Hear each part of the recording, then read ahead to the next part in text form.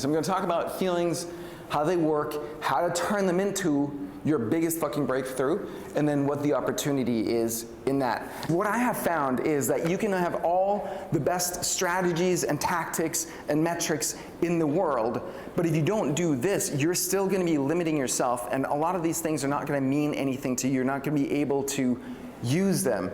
Because your unconscious mind, where all of this emotional stuff lives, is literally a million times more powerful than your conscious mind.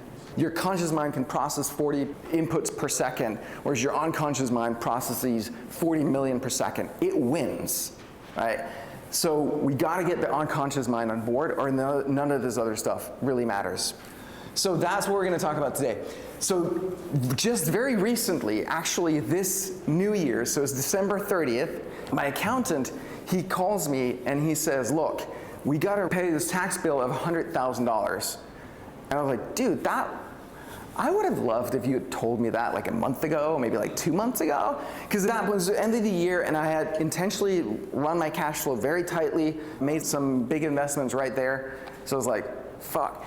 The people who are doing my payroll and accounting and that kind of stuff, they're over in the Philippines. I couldn't reach them. So I was like, all right, screw it. Just run the damn thing and we'll figure it out. Come early January, Philippines come back online. I'm like, okay, extend this cash flow. I want to see how bad the situation is. Take it out 3 months, 4 months. So they come back to me and they're like, great. By late March, we're going to be negative $125,000. How about that? I'm like, fuck. Like 125K, that's more than just me not taking my salary for a couple months and fixing it. Like, I don't pay myself that much. So I was like, shit. And then 2 days later, they come back and they're like, actually, it's not 125, it's looking more like 165 right now. I was like, fuck, this is going the wrong way really fucking fast. So I felt like, shit, I'm out of control here.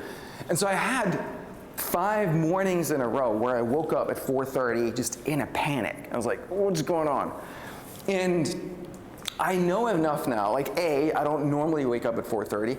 B, I know enough not to try to solve the problem there. In the olden days, I would crawl up into my head and be like, we're gonna try to solve the problem right there. 4:30 in bed is not the time to solve this. It's the time to feel. So the thing is that I've learned is that feelings buried alive never die.